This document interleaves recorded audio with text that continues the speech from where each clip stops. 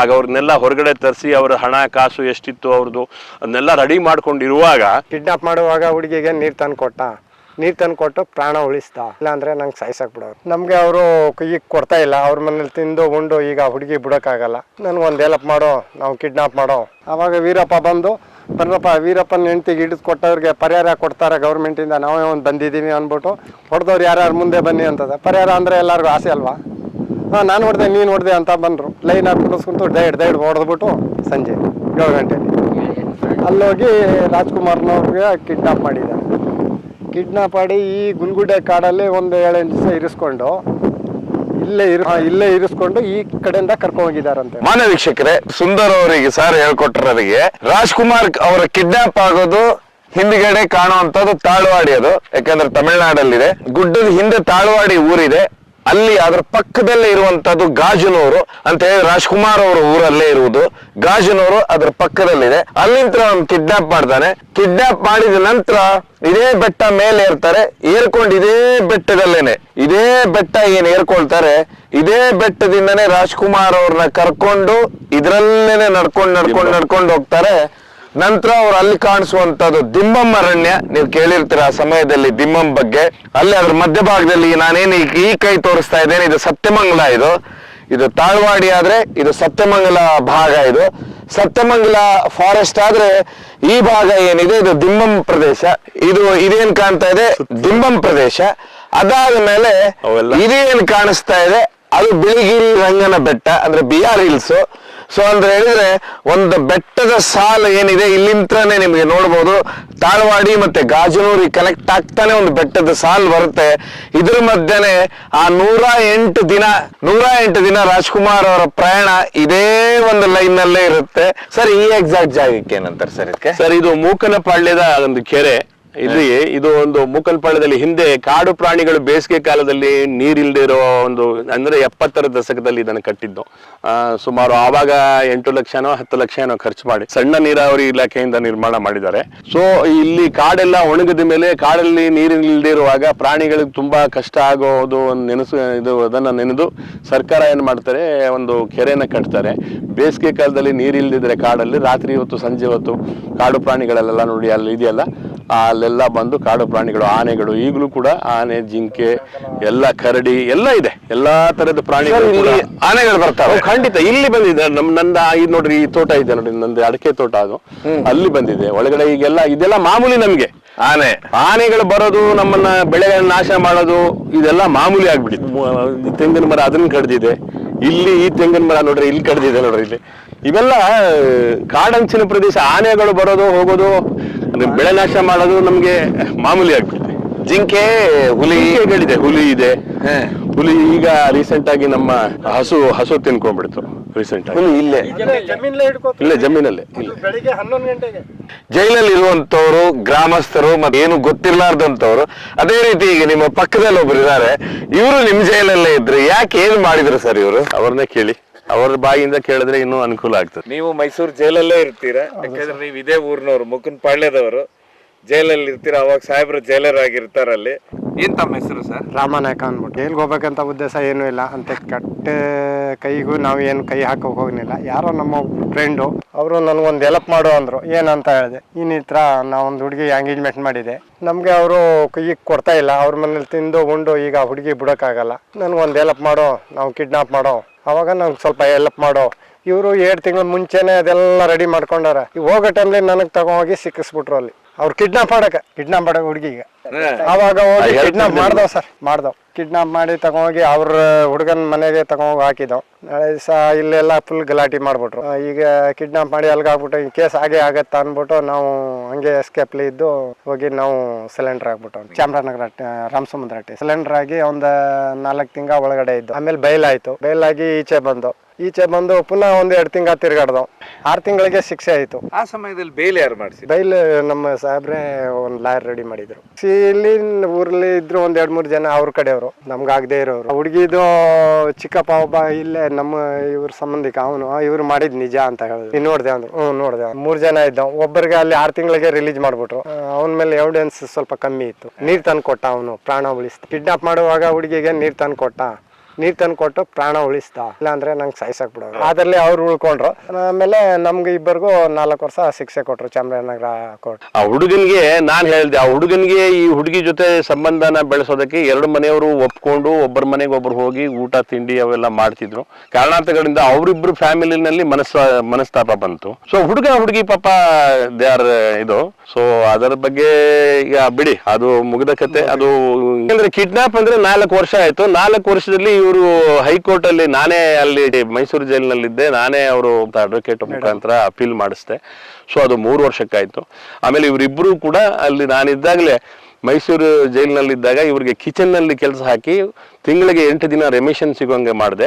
So ಅದು ಒಂದು ಹೆಚ್ಚು ಕಡಿಮೆ ಒಂದು ವರ್ಷ ಇವರಿಗೆ ರೆಮಿಷನ್ ಸಿಕ್ಕಿ 2 ವರ್ಷ ಸಜಾ ಅನುಭವಿಸಿ ಈಗ ಬಂದು ಒಳ್ಳೆಯ ಜೀವನ ಮಾಡ್ತಾ ಇದ್ದಾರೆ. ಇದರಲ್ಲಿ ನಿಮ್ಗೆ ಅನ್ಸುತ್ತಾ ನಮ್ಮ ದೇಶದಲ್ಲಿ ಎಂತೆಂತ ದೊಡ್ಡ ದೊಡ್ಡ ಕ್ರೈಮ್ ಮಾಡ್ತಾರೆ, ಎಲ್ಲ ತಪ್ಪಿಸ್ಕೊಳ್ತಾರೆ, ಆದ್ರೆ ಯಾಕೆ ಈ ರೀತಿ ಇದು ಸರ್ ದೊಡ್ಡ ಕೇಸ್. ನಾ ಹೇಳಿದ್ದು ದೊಡ್ಡ ತಿಮ್ಮಿಂಗಲ್ಗಳೆಲ್ಲ ಜೈಲಿನಿಂದ ಹೊರಗಡೆ ಇದೆ, ಏನು ಇನ್ನೋಸೆಂಟ್ ಮಾಡಿದವರು. ಈಗ ನೋಡ್ರಿ ಮಡಿಕೇರಿನಲ್ಲಿ ಯಾರೋ ಮರ್ಡರೇ ಮಾಡಿಲ್ಲ, ಅವನಿಗೆ ತಗೊಂಡೋಗಿ ಜೈಲಿನಲ್ಲಿ ಹಾಕಿಬಿಟ್ಟು ಅವಳು ಬದುಕಿದ್ದಾಳೆ. ಆ ತರದ್ದೆಲ್ಲ ಸಮಾಜದಲ್ಲಿ ಇದೆ, ಬೇಕಾದಷ್ಟು ನಡೀತದೆ. ನಿರಪರಾಧಿಗಳು ಅಪರಾಧಿಗಳಾಗ್ತಾರೆ, ಅಪರಾಧಿಗಳು ಕೆಲವು ಸತಿ ನಿರಪರಾಧಿಗಳಾಗಿ ಹೊರಗಡೆ ಬರ್ತಾರೆ. ತುಂಬಾ ಒಳ್ಳೆಯ ಕೆಲಸ ನನ್ನ ಜಮೀನ್ ಮಧ್ಯಾಹ್ನ ಪಕ್ಕದಲ್ಲೇ ಮಾಡ್ತಾ ಇದ್ದಾನೆ. ತುಂಬಾ ಹಾರ್ಡ್ ವರ್ಕರ್. ಅವನಿಗೂ ಈಗ ಮಕ್ಕಳು ಮೊಮ್ಮಕ್ಕಳೆಲ್ಲ ಇದ್ದಾರೆ. ಚೆನ್ನಾಗಿ ಈ ಸಮಾಜದ ಮುಖ್ಯವಾಹಿನಿಯಲ್ಲಿ 3 ವರ್ಷ ಇಲ್ಲಿ ನಗರ ಕೋರ್ಟ್ 4 ವರ್ಷ ಕೊಟ್ಟಿತ್ತು. ಹೈಕೋರ್ಟ್ಗೆ ಅಪೀಲ್ಗೆ ಹಾಕಿ 3 ವರ್ಷ ಬಂತು. 3 ವರ್ಷದಲ್ಲಿ ರೆಮಿಷನ್ಸ್ ಎಲ್ಲ ಕಳೆದು 2 ವರ್ಷ ಜೈಲು. ಅವಾಗ ವೀರಪ್ಪನ ಕಡೆಯವರು ಇದ್ರ ಒಳಗಡೆ ಇದ್ರು ಸರ್. ತುಪಾಕಿ ಸಿದ್ದನಿದ್ದ, ಅಂದುರಾಜ್ ಅವರೆಲ್ಲ ಇದ್ರು. ಆಮೇಲೆ ತಂಗರಾಜು, 3 ಜನ ಮಾತ್ರ ಚೆನ್ನಾಗ್ ಗೊತ್ತು. ಅಲ್ಗೆ ಹೋದ್ಮೇಲೆ ನಮ್ಗ ಅವ್ರ ಪರಿಚಯ ಇದ್ದಿ. ಮನೆ ಕಡೆ ಚಿಂತೆ, ಇನ್ನೇನು ಜೈಲ್ ಅಲ್ವಾ ಅದು, ಈಚೆಗೆ ಬರಕ್ ಆಗಲ್ವಲ್ಲ, ಹೆಂಗೆ ಶಿಕ್ಷೆ ಅನುಭವಿಸ್ಲೇಬೇಕು. ಏನೋ ಮಾಡದೇ ಇದ್ದ ತಪ್ಪಗೆ ಮಾಡ್ದಂಗ ಆಯ್ತು. ಅದೇನು ಇಲ್ಲ ಸರ್, ಅಲ್ಲಿ ನಮ್ಮ ಸಾಹೇಬ್ರ ಕಡೆಯಿಂದ ನಮ್ಗೆ ಸ್ವಲ್ಪ ಊಟ ತಿಂಡಿ ಕಿಚನ್ಲಿ ನಮ್ಗೆ ಅಡುಗೆ ಮಾಡಕ್ ಬಿಟ್ಟಿದ್ರು ಎಲ್ಲ ಫ್ರೀ ಆಗಿ. ಸಾಹೇಬ್ರು ಹೇಳಿದ್ರು ಒಳ್ಳೆ ಕೆಲಸ ಮಾಡಿ ಹೋಗ್ರಪ್ಪ, ಅಲ್ಲಿ ಸಾಹೇಬ್ರು ಒಳ್ಳೆ ಕೆಲಸ ಮಾಡಿ ಒಳ್ಳೆ ರಿಲೀಜ್ ಆಗಿ ಹೋಗಿ ಒಳ್ಳೆ ಹೆಸರು ತಗೊಳ್ಳಿ, ನಿಮಗೆ ರಿವಿಷನ್ ಎಲ್ಲ ಸಿಕ್ಕತ್ತೆ, ಬೇಗ ಹೋಗ್ಬೋದು ಅಂದರು. ಅವ್ರದ್ದು ಹೇಳ್ದಂಗೆ ತಕ್ಕತ್ತಾಗಿ ಅವ್ರ ಮಾತು ಕೇಳ್ಕೊಂಡು ನಾವು ಒಳ್ಳೆ ರೀತಿಲಿ ಅಲ್ಲಿ ಕೆಲಸ ಕಾರ್ಯಗಳೆಲ್ಲ ಮಾಡಿ ಬೇಗ ರಿಲೀಜ್ ಆಗಿ ಬಂದವು. ನಮ್ಮ ಸಾಹೇಬ್ರು ಆಮೇಲೆ ಹೆಲ್ಪ್ ಮಾಡಿ ನಮ್ಗೆ, ಅವ್ರ ಮೇಲಧಿಕಾರಿಗಳಿಗೆ ಅವರು ಹೇಳಿನ ನಮ್ಮ ಹುಡುಗರು ಸರ್ ಇವರು ಬರುವಾಗ ನಮ್ಗೆ ತಿಂಗಳಿಗೆ 900 ರೂಪಾಯಿ ಸಂಬಳ ಕೊಟ್ರು ಸರ್. ಅವರು ನಮ್ ಖರ್ಚಿಗೆ ಒಂದು ತಿಂಗಳಿಗೆ 300 ರೂಪಾಯಿ ಟೋಕನ್ ಕೊಟ್ರು. ಅವರು ಟೋಕನ್ ಕೊಟ್ಟು ನಮ್ಗೆ ಏನೋ ಬಾಕಿದ 600 ರೂಪಾಯಿ ಮಿಚ್ಚ ಆಗಿತ್ತು ನಮ್ದು. ಬರುವಾಗ ನಮ್ದು ಫೈನ್ ಇತ್ತು 10,500 ರೂಪಾಯಿ. ಆ ಫೈನ್ ಅದರಲ್ಲಿ ಕಟ್ಬಿಟ್ಟು ಮುಂದೆ ಹೆಲ್ಪ್ ಮಾಡಕ್ ಹೋಗಿ ತಗಲಾಕೊಂಡು ನಾವು ಮಾಡಿರ್ಲಿಲ್ಲ ಈ ಕೆಲಸ. ಆದ್ರೂ ನಮ್ಮ ವಿರುದ್ಧವಾಗಿ ಸಾಕ್ಷಿ ಹೇಳಿದ್ರು ಅಷ್ಟೇ. ಇದಾದ್ಮೇಲೆ ನೀವ್ ಹೇಳಿದ್ರಲ್ಲ, ಇದು ಹಿಂದಿಂದು ಗುಡ್ಡ ಕಾಣುತ್ತಲ್ಲ, ರಾಜ್ಕುಮಾರ್ ಅವ್ರ ಕಿಡ್ನಾಪ್. ಅದೇ ಸರ್, ಇದು ಗುಲ್ಗುಡ್ಡೆ ಕಾಡು ಅನ್ಬಿಟ್ಟು ತಮಿಳ್ನಾಡು. ಅದ್ರ ಹಿಂದ್ಗಡೆ ತಾಲ್ವಾಡಿ, ಗಾಜನೂರು ತಾಲ್ವಾಡಿ, ಅದ್ರ ಹಿಂದ್ಗಡೆ ಅಲ್ಲೋಗಿ ರಾಜ್ಕುಮಾರ್ನವ್ರಿಗೆ ಕಿಡ್ನಾಪ್ ಮಾಡಿದ್ದಾರೆ. ಕಿಡ್ನಾಪ್ ಮಾಡಿ ಈ ಗುಲ್ಗುಡ್ಡೆ ಕಾಡಲ್ಲಿ ಒಂದು 7-8 ದಿವಸ ಇರಿಸ್ಕೊಂಡು ಇಲ್ಲೇ ಇರಿಸ್ಕೊಂಡು ಈ ಕಡೆಯಿಂದ ಕರ್ಕೊಂಡು ಹೋಗಿದಾರಂತೆ. ಈ ಮತ್ತೆ ಇದ್ಯಾವ ಬೆಟ್ಟ ಇದು ಗುಲ್ಗುಡ್ಡೆ, ಅದು ಕರುಣ್ಗುಡ್ಡೆ ಅನ್ಬಿಟ್ಟು. ಅದು ಗುಲ್ಗುಡ್ಡೆ, ಕರುಣ್ಗುಡ್ಡೆ, ಸ್ವಾತಿವಾರ, ತಿಕೋದಡ್ಯ, ಬೊಡ್ಕಾದಡ್ಯ, ದೊಡ್ಡಣ್ಣೆ, ಹಂಗನ್ಬಿಟ್ಟು ಗುಡ್ಡೆಗಳ ಹೆಸರು. ಅದೆಲ್ಲ ತಮಿಳ್ನಾಡು ಕಾಡು. ಸತ್ಮಂಗ್ಲ, ದಿಂಬಂ ಆದ್ಮೇಲೆ ಹಂಗೆ ಬಂದ್ರೆ ಇಲ್ಲೇ ನಮ್ಮ ಪುಣಜೂರು ಚೆಕ್ ಪೋಸ್ಟ್ ಅನ್ಬಿಟ್ಟು ಫಾರೆಸ್ಟ್ ಡಿಪಾರ್ಟ್ಮೆಂಟ್. ಹಂಗ್ ಬಂದ್ರೆ ನಮ್ಮ ನಗರ ರೋಡ್. ಹಂಗೆ ನೀವು ಮೊದ್ಲು ಹೇಳ್ದಂಗೆ ಹಂಗೆ ಹೇಳಿದ್ರೆ ಬೆಳಗಿರಂಗನ್ ಬೆಟ್ಟ ಸ್ವಾಮಿ. ಏನೋ ಅಷ್ಟೇ ಕೊಟ್ಲಿ ಇಷ್ಟರಲ್ಲಿ ಇದ್ರು ಅಂತೆ ಅವರು. ಆಮೇಲೆ ಒಂದ್ಸತಿ ಇಲ್ಲಿ ಪುಣಜೂರ್ ಅಂತ ಅನ್ಬಿಟ್ಟು ಅಲ್ಲಿ ಸುಮಾರು ಒಂದು 7 ಗಂಟೆ ರಾತ್ರಿಯಲ್ಲಿ ಬಂದು 5 ಜನ ಕೊಡ್ದಾಗ್ಬಿಟ್ಟ. ಏನೋ ಅವ್ರ ಹೆಂಡತಿಗೆ, ವೀರಪ್ಪನ ಹೆಂಡತಿಗೆ ಹಿಡಿದು ಕೊಟ್ರು ಅನ್ಬಿಟ್ಟು. ಅವಾಗ ವೀರಪ್ಪ ಬಂದು, ಬರ್ರಪ್ಪ ವೀರಪ್ಪನ ಹೆಂಡತಿಗೆ ಹಿಡಿದು ಕೊಟ್ಟವ್ರಿಗೆ ಪರಿಹಾರ ಕೊಡ್ತಾರೆ ಗೌರ್ಮೆಂಟಿಂದ, ನಾವೇ ಒಂದು ಬಂದಿದ್ದೀವಿ ಅಂದ್ಬಿಟ್ಟು. ಹೊಡೆದವ್ರು ಯಾರ್ಯಾರು ಮುಂದೆ ಬನ್ನಿ ಅಂತದ. ಪರಿಹಾರ ಅಂದರೆ ಎಲ್ಲರಿಗೂ ಆಸೆ ಅಲ್ವಾ. ನಾನು ಹೊಡೆದೆ ನೀನು ಹೊಡೆದೆ ಅಂತ ಬಂದರು. ಲೈನ್ ಹಾಕಿ ಕುಡಿಸ್ಕೊಂತು ದೈಡ್ ಹೊಡೆದ್ಬಿಟ್ಟು ಸಂಜೆ 7 ಗಂಟೆಯಲ್ಲಿ ಅಲ್ಲಿ ಇನ್ನೊಂದು ಆಲ್ಟ್ ಬಸ್ ಹೋಗುತ್ತೆ ಅಲ್ಲಿ, SBS ಅಂತ. ಆ ಬಸ್ ಹೋಗಿರ್ಲಿಲ್ಲ ಅಂದರೆ ಇನ್ನೂ ಹೊಡಿಯೋನು. ಆಮೇಲೆ ನಾವೆಲ್ಲ ನೋಡೋಕೆ ಹೋಗೋ ಅಂದ್ಬಿಟ್ಟು ರಾತ್ರಿನಾಗನೇ ಐಡಿಯಾ ಮಾಡ್ಕೊಂಡೆ. ವೀರಪ್ಪ ಹೊಡೆದಿರೋ ಜಾಗದಲ್ಲಿ ನಾವು ಹೋಗೋದು ಬೇಡ ಅಂದ್ಬಿಟ್ಟು ಮಾರನೇ ಸಹ ಹೋದು. ಬಾಡಿ ಎಲ್ಲ ಪೋಸ್ಟ್ ಮಾರ್ಟಮ್ಗೆ ಹಾಕೊಂಡ್ಮೇಲೆ ಆಮೇಲೆ ಹೋಗಿ ನೋಡಿದೆ. ಟೈಮಲ್ಲಿ ನಾನು ಮೈಸೂರು ಜೈಲಿನಲ್ಲಿ ಇದ್ದೆ. ಒಪ್ಪಂದಕ್ಕೆ ಬರ್ತಾರೆ ವೀರಪ್ಪನ್ ಕೇಸ್ನವ್ರನ್ನೆಲ್ಲ ಬಿಟ್ಬಿಡ್ಬೇಕು. ವೀರಪ್ಪನ್ ಕೇಸ್ನವ್ರು ರಾಜ್ಕುಮಾರ್ ಅವರು ಕಿಡ್ನಾಪ್ ಮಾಡಿರೋ ಕೇಸ್ನಲ್ಲಿ ಯಾರು ಮೈಸೂರು ಜೈಲಿನಲ್ಲಿ ಅಥವಾ ಯಾರು ವೀರಪ್ಪನ್ ಕೇಸ್ನವರು ಟಾಡಾ ಕೇಸ್ನಲ್ಲಿ ಬಂದಿದ್ದರಾಗಿರ್ತಾರೆ ಅವ್ರನ್ನೆಲ್ಲ ಬಿಡ್ಬೇಕು ಅಂತ ಒಂದು ಷರತ್ತು ಹಾಕಿರ್ತಾನೆ. ಸೊ ಷರತ್ತು ಹಾಕಿದಾಗ ಏನಾಗುತ್ತೆ, ಎಲ್ರಿಗೂ ನಾವು PPC ಹಣ ಎಲ್ಲ ಕೊಟ್ಟು ಅವ್ರನ್ನೆಲ್ಲ ಕರೆಸಿ ಸರ್ಕಾರ ಆದೇಶ ಮಾಡ್ಬಿಡ್ತದೆ ಅವ್ರನ್ನ ಬಿಟ್ಬಿಡಿ ಅಂತ. ಆದ್ರೆ ಏನ್ ಮಾಡುತ್ತೆ, ಅವ್ರಿಗೆಲ್ಲ ಬಿಡೋ ಇದರಲ್ಲಿ ವೀರಪ್ಪನ ಸಹಚರರಾದ ಬಿಳಿವೇಂದ್ರನ್ ಅವ್ರ ಮುಖಾಂತರ ನಾವು ಆಕಾಶವಾಣಿಯಲ್ಲಿ ಅವ್ರನ್ನ ರೆಕಾರ್ಡ್ ತಗೊಂಡು ಬಿತ್ತರಿಸ್ತೀವಿ. ವೀರಪ್ಪನ್ ದಯಮಾಡಿ ರಾಜ್ಕುಮಾರ್ ಅವ್ರಿಗೆ ನೀವು ಯಾವುದೇ ತೊಂದರೆ ಕೊಡಬೇಡಿ, ಅವ್ರನ್ನ ಬಿಟ್ಬಿಡಿ, ನಾವಿಲ್ಲಿ ನಮ್ಗೆ ಚೆನ್ನಾಗಿದ್ದೀವಿ ನಾವು ಅಂದ್ಬಿಟ್ಟು ಅವರೇ ಕೂಡ ಆಕಾಶವಾಣಿಯಿಂದ ಅವರ ಸಹಚರರ ಕೈಯಲ್ಲಿ ಮಾತಾಡಿಸೋ ಪ್ರಯತ್ನ ಕೂಡ ಮಾಡ್ತಾರೆ ಸರ್ಕಾರದಿಂದ. ಜೈಲಲ್ಲಿ ರೆಕಾರ್ಡಿಂಗ್ ಆಗುತ್ತೆ, ನಾವೆಲ್ಲ ಕರೆಸಿ ಅವ್ರನ್ನ ರೆಕಾರ್ಡ್ ಮಾಡಿಸ್ತೀವಿ. ಸರ್ಕಾರದ ಆದೇಶ ಬಂದಿರ್ತದೆ, ಅವ್ರನ್ನ ಮಾತಾಡಿಸಿ ಅವರು ವೀರಪ್ಪನ್ ಜೊತೆ ಮಾತಾಡ್ಲಿ. ಯಾಕಂದ್ರೆ ಆವಾಗಿಂದ ದೂರವಾಣಿ ಇಲ್ಲ ಏನಪ್ಪ, ವೀರಪ್ಪನ್ ಆವಾಗ ಒಂದು ರೇಡಿಯೋ ಇಟ್ಕೊಂಡು ವಾರ್ತೆಗಳನ್ನೆಲ್ಲ ಕೇಳೋ ಒಂದು ಪ್ರಮೇಯ ಇತ್ತು. ಆ ವಾರ್ತೆಯಲ್ಲಿ ವೀರಪ್ಪನ್ ಸಹಚರರು ಕೂಡ ರಿಕ್ವೆಸ್ಟ್ ಮಾಡ್ಕೊಂಡಿದ್ದಾರೆ, ನೀವು ಇದೇ ಕಾಡಿಗೆ ಇಲ್ಲಿ ಕಾಡಿನಲ್ಲಿ ಇರುವಾಗ ಅವರಿಗೆ ಹೇಳಿದ್ದಾರೆ, ನೀವು ದಯಮಾಡಿ ರಾಜ್ಕುಮಾರ್ ಅವ್ರನ್ನ ಯಾವುದೇ ತೊಂದರೆ ಕೊಡಬೇಡಿ, ಅವರ ಆರೋಗ್ಯದ ದೃಷ್ಟಿಯಿಂದ ಅವ್ರನ್ನ ತಂದು ಬಿಟ್ಬಿಡಿ, ನಾವು ಚೆನ್ನಾಗಿ ಇದ್ದೀವಿ ಇಲ್ಲಿ ಹಂಗಂತ.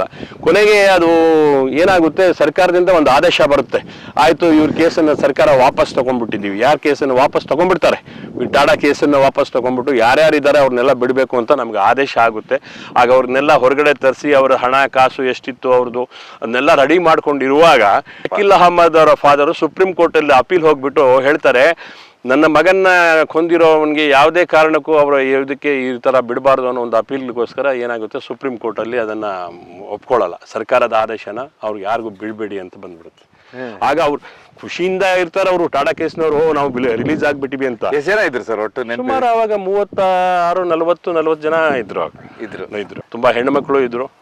ಹೆಣ್ಣು ಮಕ್ಕಳಿಗೆ ಫೀಮೇಲ್ ಯಾರ್ಡಲ್ಲಿ ಕಾಳು ಸ್ವಚ್ಛತೆ ಮತ್ತು ಈ ಥರ ಗಾರ್ಡನ್ ಕೆಲಸಗಳನ್ನು, ಮತ್ತು ಇನ್ನೂ ವೀರಪ್ಪನ್ ಕೆಲವು ಸಹಚರನ್ನ ನಾನು, ಅವನು ತಮ್ಮ ಕೂಡ ಅರ್ಜುನ್ ಕೂಡ ಸೌದೆ ಹೊಡಿತಿದ್ರು. ಸೌದೆ ಹೊಡೆಯೋ ಕೆಲಸನ ಕಿಚನಲ್ಲಿ ನಾನೇ ಕೊಟ್ಟೆ ಅವ್ರಿಗೆ, ಯಾಕಂದರೆ ಅವ್ರಿಗೆ ದಿನನಿತ್ಯದ ಅವ್ರಿಗೆ ಆವಾಗ 30 ರೂಪಾಯಿ ನಾವು ತಿಂಗಳಿಗೆ ವೇಜಸ್ ಕೊಡೋರು.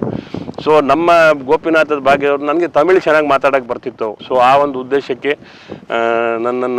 ನಾನು ಅವ್ರ ಜೊತೆ ಎಲ್ಲ ಕರೆಸಿ ಮಾತಾಡಿಸಿ ಆಮೇಲೆ ಅವ್ರಿಗೆಲ್ಲ ಒಂದು ಒಳ್ಳೆಯ ಕೌನ್ಸಿಲಿಂಗ್ ಮಾಡಿಸ್ತಿತ್ತು. ಸೊ ಹಂಗಾಗಿ ಅವರು ನನಗೆ ತುಂಬ ಹತ್ತಿರವಾಗಿ ಇರೋರು, ಖುಷಿಯಾಗಿದ್ರು. ಆಮೇಲೆ ಅಪೀಲ್ ಹೋದ್ಮೇಲೆ ಅವರು ಮತ್ತೆ ವಾಪಸ್ ಹೋದ್ರು. ಆ ನಂತರ ಸರ್ಕಾರದಲ್ಲಿ ಬೆಳವಣಿಗೆ ಆಗಿರೋದು ನಿಮ್ಗೆ ಗೊತ್ತಿದೆಯಲ್ಲ. ಆಮೇಲೆ ಏನಾಯ್ತು, ಹೇಗೆ ಕೊನೆಗೆ ತುಂಬಾ 108 ದಿನಗಳ ನಂತರ ಅವ್ರನ್ನ ಆಗ್ಲಿಲ್ಲ.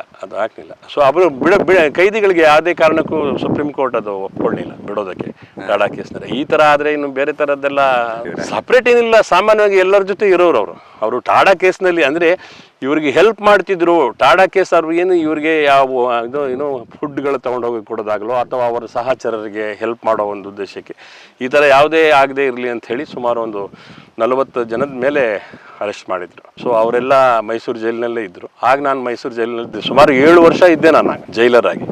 ಆ ಟೈಮಲ್ಲಿ ನಾನು ಅವ್ರನ್ನ ನೋಡ್ಕೊಂಡಿದ್ದೆ. ಇದಾದ್ಮೇಲೆ ಸರ್, ಈಗ ಆ ಟೈಮಲ್ಲಿ ರಾಜ್ಕುಮಾರ್ ಅವ್ರು ಕಿಡ್ನಾಪ್ ಆಗುತ್ತಲ್ಲ, ಅವಾಗ ಎಲ್ಲಿದ್ರ ಸರ್ ನೀವು? ರಾಜ್ಕುಮಾರ್ ಅವರು ಕಿಡ್ನಾಪ್ ಆದಾಗ ನಾನು ಬ್ಯಾಂಗ್ಳೂರು ಜೈಲಿನಲ್ಲಿದ್ದೆ, ನಾನು ಇಲ್ಲಿರ್ಲಿಲ್ಲ. ಸೊ ಬ್ಯಾಂಗ್ಳೂರು ಜೈಲಿನಲ್ಲಿ ಕೆಲಸ ಮಾಡ್ತಾ ಇದ್ದೆ. ಆವಾಗ ತುಂಬಾ ಕೋಲಾಹಲ ಆಯ್ತು ಸಿಕ್ಕಾಬಟ್ಟೆ. ಸೊ ಇದು ಈ ತರ ಅದೊಂದು ಊರಿಗೆ ಬರ್ತಿರ್ಲಿಲ್ಲ. ಊರಿಗೆ ಬರ್ತಿದ್ದೆ ನಾನು ಸಾಮಾನ್ಯವಾಗಿ ರಜೆಗಳಲ್ಲಿ. ನಾನು ಮಂತ್ಲಿ ಎಂಡಿಗೆ ಇಲ್ಲಿ ನಮ್ಮ ತಂದೆ ಇದ್ರು, ತಾಯಿ ಇರ್ಲಿಲ್ಲ, ತಂದೆ ಇದ್ರು. ಆ ಜಮೀನುಗಳನ್ನೆಲ್ಲ ನೋಡ್ಕೊಳ್ಳೋದಕ್ಕೆ ನಾನು ಅವಾಗವಾಗ ಬರ್ತಿದ್ದೆ. ಬಟ್ ಕಿಡ್ನಾಪ್ ಆದಾಗ ಡಾಕ್ಟರ್ ರಾಜ್ಕುಮಾರ್ ಅವ್ರು ಕಿಡ್ನಾಪ್ ಆದಾಗ ಇಡೀ ಕರ್ನಾಟಕನೇ ಅಲ್ಲೋಲ ಕಲ್ಲೋಲ ಆಯಿತು. ನಾನು ಅವಾಗ ಬ್ಯಾಂಗ್ಳೂರ್ನಲ್ಲಿದ್ದೆ, ಬಟ್ ಮೈಸೂರು ಜೈಲಿನಲ್ಲಿ ಕೆಲಸ ಮಾಡ್ತಿದ್ದೆ. ಬ್ಯಾಂಗ್ಳೂರ್ಗೆ ಆ ದಿನ ಹೋಗಿದ್ದೆ ನಾನು. ಸೊ ಅದು ವಿಷಯ ಗೊತ್ತಾದ ತಕ್ಷಣ ನಾವು ಟೆನ್ಷನ್, ಎಂಟೈರ್ ಸಿಟಿ ದಂಗೆ ಹೇಳೋ ರೀತಿ ಇದು ಟೆನ್ಷನ್ ಆಯಿತು. ರಾಜ್ಕುಮಾರ್ ಕಿಡ್ನಾಪ್ ಮಾಡಿದ ನಂತರ ನಾ ಹೇಳಿದ್ನಲ್ಲ ನಮಗೆ ಬಂಡೀಪುರದಲ್ಲಿ ಅದೇ ಅನ್ಬುರಾಜು ಅವರು ಟೂರಿಸ್ಟ್ಗಳನ್ನ ಎಲ್ಲ ಇದು ಮಾಡಿದಾಗ ಅವ್ರನ್ನ ಕಿಡ್ನಾಪ್ ಮಾಡಿದ್ದು. ಆ ಕೇಸ್ನಲ್ಲಿ ಅನ್ಬುರಾಜ್ ಅವ್ರನ್ನ ಸರೆಂಡರ್ ಮಾಡೋಕ್ಕೆ ಕೃಪಾಕರ್ ಮತ್ತು ಸೇನಾನಿ ಅವ್ರನ್ನ ಹೋಗಿ ಮಧ್ಯಸ್ಥಿಕೆ ವಹಿಸ್ಕೊಂಡು ಅವರು ಕರ್ಕೊಂಡ್ಬಂದು ಮೈಸೂರು ಜೈಲಿನಲ್ಲಿ ಬಿಟ್ಟರು ಆ ಹುಡುಗರಿಗೆ. ಅದೇ ಐಡೆಂಟಿಫಿಕೇಶನ್ ಪರೇಡ್ಗೆ ಆವಾಗ ನನಗೆ ಅವರೆಲ್ಲ ಪರಿಚಯ ಆಗಿ ನನಗೆ ಕೃಪಾಕರ್ ಸೇನಾನಿ ಮತ್ತು ಅವರು ಇವರು ಹುಡುಗರು ಪಾಪ ಏನೋ ಗೊತ್ತಿಲ್ಲದೆ ಹೋಗಿದ್ದಾರೆ, ಸರೆಂಡರ್ ಮಾಡಿಸಿದ್ದೀನಿ. ಮುಂದಿನ ದಿನಗಳಲ್ಲಿ ಇವರಿಗೆ ಒಳ್ಳೆ ವಿದ್ಯಾಭ್ಯಾಸ ಕೊಡಿಸಿ ಅಂದ್ವಿ. ಅವನಿಗೆ ಅಲ್ಲೇ ಯೂನಿವರ್ಸಿಟಿ ಇಗ್ನೋ ಯೂನಿವರ್ಸಿಟಿನಲ್ಲಿ ಅನ್ಬುರಾಜ್ಗೆ ಅವ್ರಿಗೆಲ್ಲ ಒಳ್ಳೆಯ ಕೆಲಸಗಳನ್ನ ಮಾಡ್ದ. ನನ್ನನ್ನು ಇಲ್ಲಿ ಯಾರು ಭೇಟಿ ಆಗ್ತಿರ್ಲಿಲ್ಲ. ಬಟ್ ಇನ್ನೊಂದು ವಿಷಯ ಏನಪ್ಪಾ ಅಂದರೆ, ನಮಗೆ ಹೆದರಿಕೆ ಇರೋದು. ಯಾವುದೇ ಒಂದು ಅಧಿಕಾರಿಗಳು ಕಾಡಂಚಿನಲ್ಲಿ ಹೋಗ್ಬೇಡ್ರಿ ಅಂತ. ಇವನ್ ಸರ್ಕಾರ ಕೂಡ ಯಾರ್ಯಾರು ಸರ್ಕಾರಿ ಕೆಲಸ ಮಾಡ್ತಾರೆ ಆ ಥರ ನಿಮ್ಮ ಸೇಫಲ್ಲಿ ನೀವು ಇರಿ ಅನ್ನೋ ಒಂದು ಇನ್ಸ್ಟ್ರಕ್ಷನ್ ಕೂಡ ನಮಗಿತ್ತು. ಹಂಗಾಗಿ ನಾವು ಯಾರ ಜೊತೆನೂ ಅಷ್ಟೊಂದು ಬರೋದು, ನಮ್ಮ ಕೆಲಸ ಎಷ್ಟಿದೆ ಅಷ್ಟು ಮಾಡ್ಕೊಂಡು ಹೊರಟೋಗ್ಬಿಡ್ತಿದ್ವಿ. ಕಾಡಂಚು ಅಂತ ಹೇಳಿದ್ರೆ ನಾವು ನೋಡಿದ್ದು ಒಂದು ಕಡೆ ತಾಳ್ವಾಡಿ, ಇನ್ನೊಂದು ಕಡೆ ಗಾಜನೂರು, ಅದ್ರ ಮಧ್ಯೆ ಬರುವಂತದ್ದು ಮುಕನ್ಪಾಳ್ಯ. ನೋಡಿದ್ದು ನಾವು ಸುಂದರ್ ಸರ್ ಹತ್ರ ಕೇಳ್ತಾ ಹೋದು. ನೋಡುವ ಮುಂದೆ ಸುಂದರ್ ಸರ್ ತೋಟಕ್ಕೆ ಹೋಗುವ, ಅಲ್ಲೇನಿದೆ ಅಂತ ನೋಡ್ತಾ ಹೋಗುವ ಬನ್ನಿ.